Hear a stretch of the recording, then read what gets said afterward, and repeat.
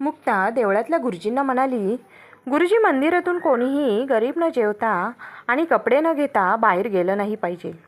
मी हे सगळं माझ्या वडिलांच्या आठवणीत करत आहे. फक्त लक्ष ठेवा की कोणी उपाशी जाऊ नये. असं म्हणत मुक्ताचे डोळे भरून आले. गुरुजी तिथे बसलेल्या सगळ्या लोकांना म्हणाले, सगळ्यांनी एका ओळीत बसून घ्या. सगळ्यांना जेवण मिळेल आणि भांडण करू नका. खूप जेवण आहे. मुक्ता पण सगळ्यांना जेवण आणि कपडे द्यायला लागली. जेवण आणि कपडे वाटता वाटता ती शेवटच्या गरीब माणसाजवळ गेली. त्याला बघून तिला खूप मोठा धक्का बसला आणि तिच्या हातातून सगळं सामान खाली जमिनीवर पडलं.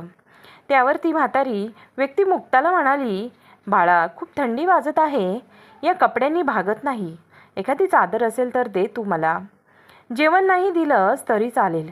मुक्ता त्या म्हाताऱ्या माणसाचं बोलणं ऐकून रडायला लागली आणि म्हणाली, बाबा